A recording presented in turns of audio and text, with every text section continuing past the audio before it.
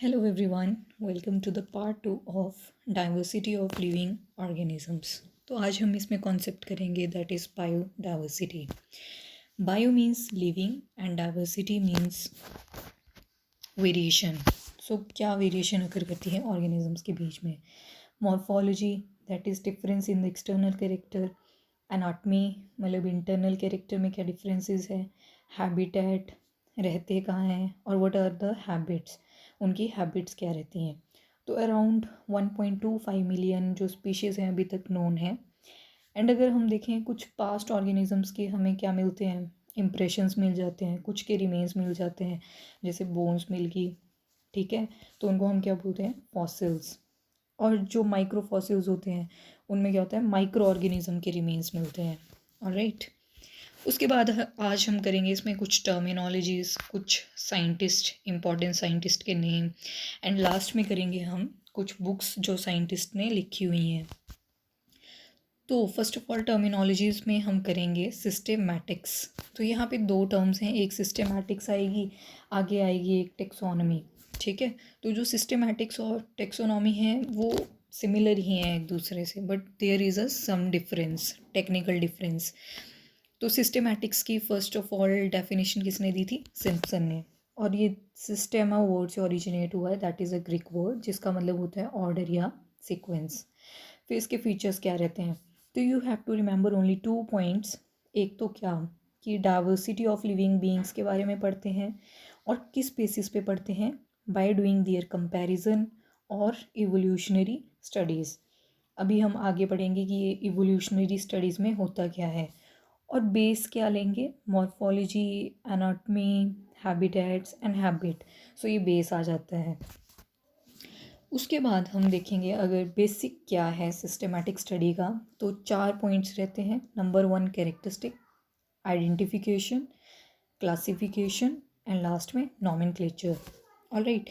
तो यहाँ पे कैरेक्टरिस्टिक्स क्या है, कैरेक्टरिस्टिक्स में कुछ नहीं करना है, ऑर्गेनिजम्स की एक्सटर्नल फीचर्स क्या हैं, एक्सटर्नल अपीयरेंस कैसी है. फॉर एग्जांपल इमेजिन करो अभी एक ह्यूमन बीइंग और एक साइड में करो एनिमल, तो दोनों के मॉर्फोलॉजिकल कैरेक्टर क्या हैं, उन दोनों की एक्सटर्नल फीचर्स क्या हैं, दिस इज़ कैरेक्टरिस्टिक. ठीक है. Then comes to the identification. अब आपने वो एक्सटर्नल कैरेक्टर देख लिए, अब आप क्या करोगे, उस ऑर्गेनिज्म को स्टडी करोगे और देखोगे कि किस ग्रुप में ये डालना है हमें. फॉर एग्जांपल एक प्लांट की स्पीशीज़ दे रही हूँ मैं आपके पास, एक कोई एनिमल रख दिया. ठीक है, तो आपको पता है अगर आपके पास एक डॉग है और एक यूफॉर्बिया का प्लांट है, तो ऑब्वियसली आप यूफॉर्बिया को प्लांट के अंडर रखोगे, डॉग को किसके अंडर, एनिमल के अंडर रख दोगे. That is identification. उसके बाद आती है क्लासिफिकेशन. अब आप क्या करोगे, डिफरेंट ग्रुप्स के जो भी ऑर्गेनिज्म होंगे उनको क्या करोगे, रिजेंबल करोगे. रिजेंबल करने के बाद अब आप उसका क्या करोगे, नामकरण करोगे, जिसको बोलते हैं नॉमेनक्लेचर. उसके बाद आती है second term that is taxonomy. अब ये टेक्सो और नॉमी दो वर्ड से मिलके बना है. जो टेक्सिस ग्रीक वर्ड है उसका मतलब होता है अरेंजमेंट एंड नोमो मीन लॉ. तो इसको किसने डिफाइन करा था, डी कैंडले. ऑलराइट. एंड इसके फीचर्स भी अब हम देखेंगे.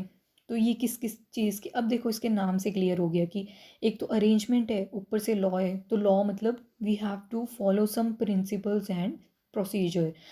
किस लिए फॉलो करने हैं, in order to identify nomenclature and the classification of organism. ये सब करने के लिए हमें क्या करना पड़ेगा, कुछ प्रिंसिपल, कुछ प्रोसीजर्स को फॉलो करना पड़ेगा. And then father of taxonomy देखें तो कौन है, Carolus Linnaeus. He is very important person throughout the biodiversity. ये नाम बहुत जगह आपको देखने को मिलेगा. अब दो टाइप की टेक्सोनॉमी होती है, एक होती है हमारी क्लासिकल टेक्सोनॉमी और दूसरी होती है मॉडर्न टेक्सोनॉमी. ऑलराइट. तो अब इनकी हम कंपैरेटिव स्टडी ही करेंगे. जैसे यहाँ पे क्लासिकल टेक्सोनॉमी पे देख लो पहले. ऑलराइट. तो क्लासिकल, आपको पता है क्लासिकल म्यूज़िक भी होता है when we talk about the old music. तो सिमिलरली यहाँ पे क्लासिकल टेक्सोनॉमी है, मतलब अरेंजमेंट करी गई है ऑर्गेनिजम्स की किस बेस पे, ओल्ड बेसिस पे, जो पहले प्रोसीजर फॉलो होते थे. ठीक है. और जो मॉडर्न टेक्सोनॉमी है, इससे नाम से पता लग रहा है मॉडर्न है, जो हम करेंटली यूज़ कर रहे हैं, हाउ टू अरेंज ऑर्गेनिजम्स. ठीक है. तो फर्स्ट फीचर जो है दैट इज़ मॉर्फो स्पीशीज़. अब यहाँ पे दो नाम है, दो वर्ड, एक वर्ड है जिसको हम दो पार्ट्स में डिवाइड कर देंगे, एक मॉर्फो, एक स्पीशीज़. तो मतलब इसमें क्या करेंगे, हम एक बाउंड्री सेट करेंगे जो किसके ऊपर बेस्ड होगी, only on the external features. All right, that is a morpho species.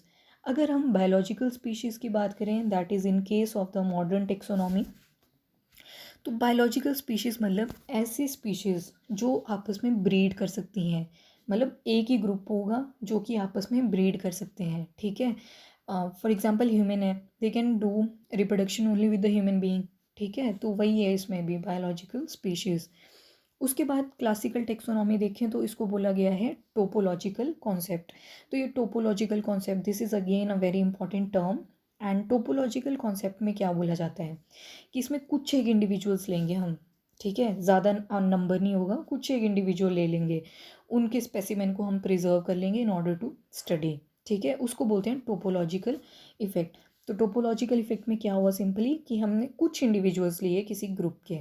And then बायोसिस्टेमेटिक concept जो कि मॉडर्न टेक्सोनॉमी में है। तो जो बायोसिस्टेमेटिक कॉन्सेप्ट है, इसमें हम अब फ्यू इंडिविजुअल्स नहीं लेंगे, but this is on the broad spectrum. जितने भी एनिमल्स हैं किसी पर्टिकुलर ग्रुप के अंदर, जितने भी इंसेक्ट हैं किसी पर्टिकुलर ग्रुप के अंदर, तो वो सारे उठाने हैं अब इसमें, जो ये हमारा बायोसिस्टेमेटिक कॉन्सेप्ट है। उसके बाद आता है स्पीशीज़।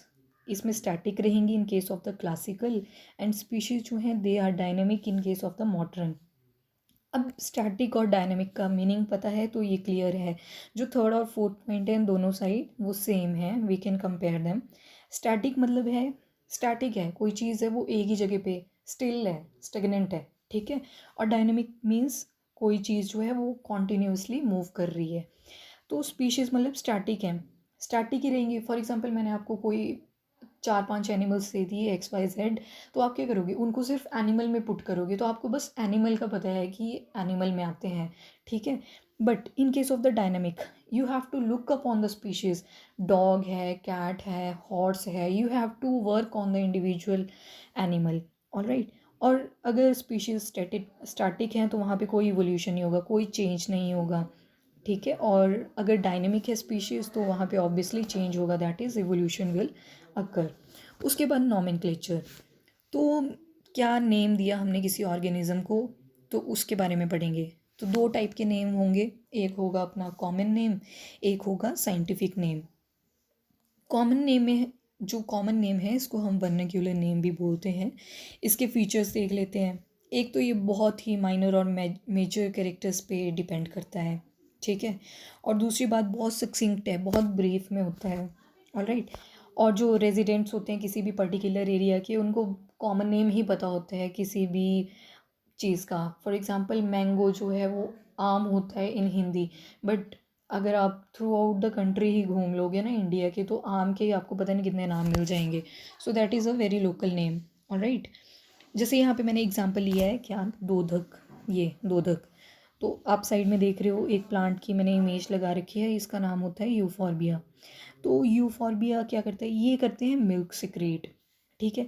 तो लोकल नेम की एक प्रॉब्लम है, या कॉमन नेम या वर्नाक्यूलर नेम कह लो, कि अब जितने भी मिल्की लेटेक्स वाले प्लांट होंगे उनको ये क्या बोल देते हैं कि दोधक है। दोधक मीन्स मिल्की लेटेक्स।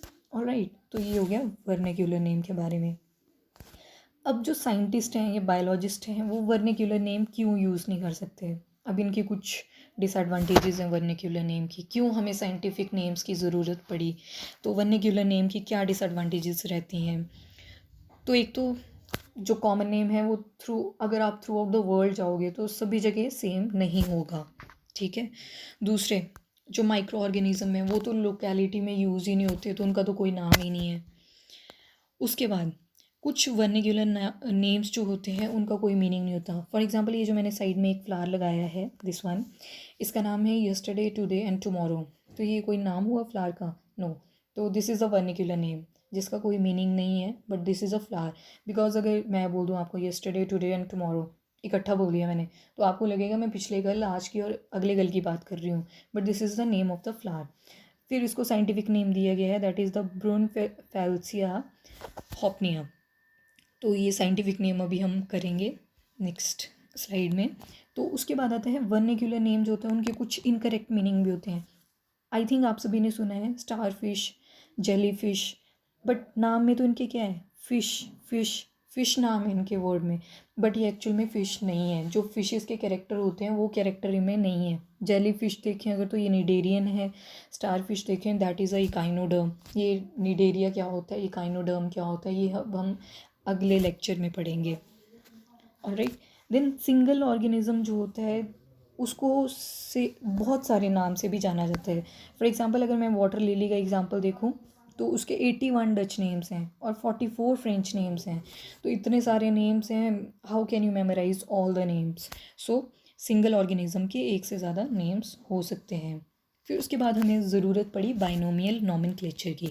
अब here name of the scientist is very important, जिनका नाम है क्या, लिनियस, कैरोलस लिनियस। ठीक है, और कैरोलस लिनियस की आगे बुक्स भी पढ़ेंगे हम।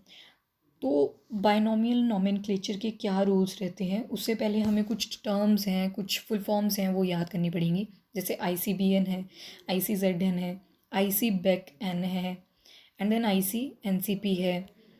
उसके बाद हमारे जो IC और N है हर एक फुल फॉर्म में वो सेम ही रहेगा। I for international, C for code, and N for nomenclature, या कल्चर भी लिखा होता है कहीं जगह। तो B से बना यहाँ पे botanical, that is international code for botanical nomenclature.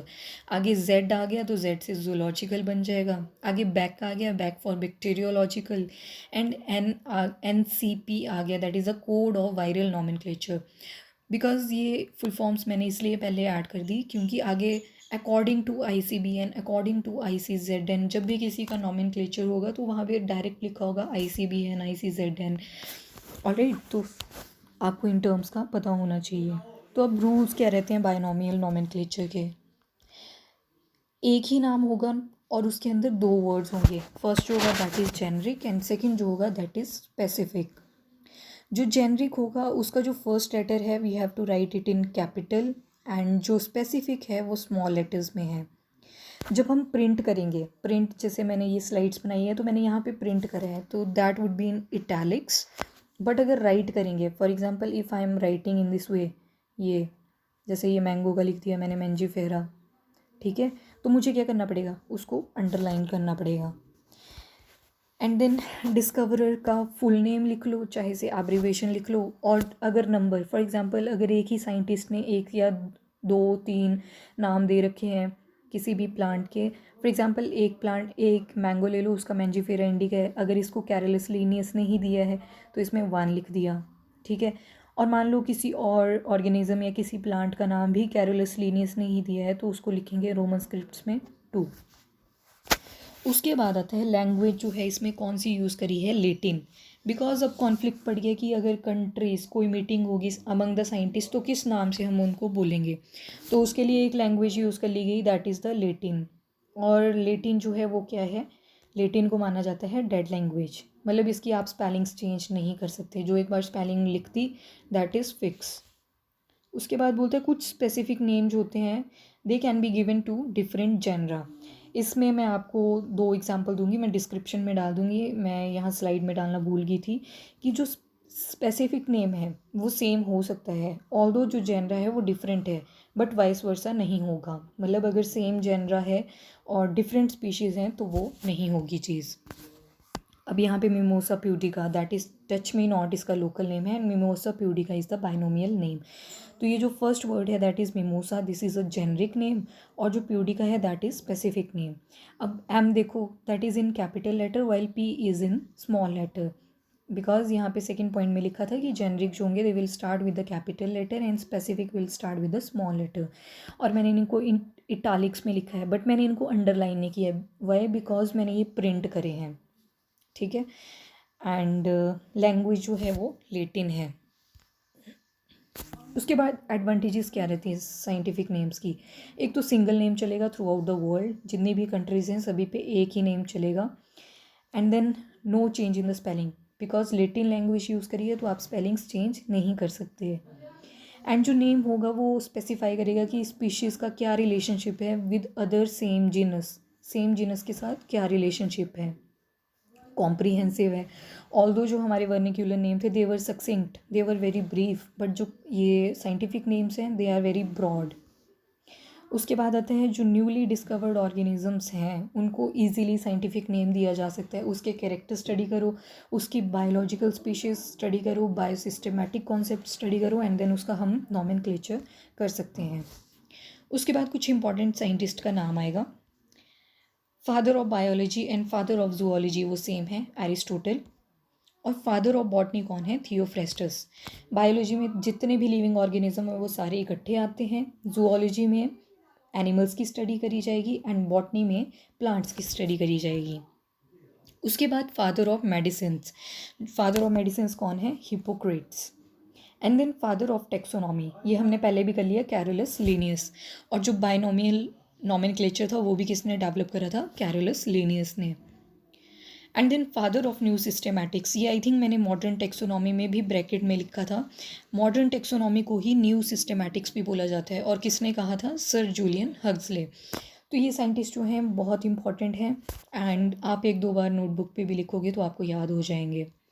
उसके बाद कुछ बुक्स आती हैं, तो कैरोलस लीनियस की ही बात करेंगे। इनकी एक बुक है सिस्टमा नेचर, जिसको उन्होंने 2 पार्ट्स में डिवाइड कर रखा है, on the basis of plants, जिसका नाम दे दिया species plantarum, and second is the system nature, that is again animals book थी, जो एनिमल के बेसिस पे थी। और जो टाइटल था इनकी बुक का, that was the Systema nature, this was the title of his book, और 2 पार्ट्स में ये डिवाइडेड थी बुक। उसके बाद आता है प्लिनी द एल्डर, जिन्होंने हिस्टोरिया नेचुरलिस बुक लिखी है। And last one is the Theophrastus, जिन्होंने हिस्टोरिया प्लांटेरम लिखा है।